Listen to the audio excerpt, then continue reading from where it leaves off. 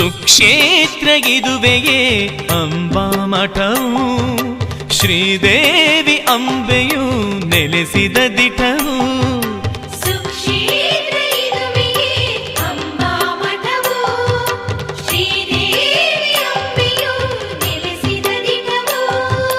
ಸರ್ವಜನ ನುಡಿಯುತ್ತಿದೆ ಅಮ್ಮನ ನಾಮ,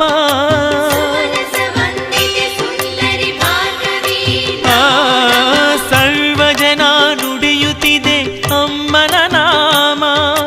ಅರಿತುಕೊಂಡ ಮನಸ್ಸಿಗದುವೆ ಸುಖದ ಸ್ವರ್ಗವು, ಸುಖದ ಸ್ವರ್ಗವು.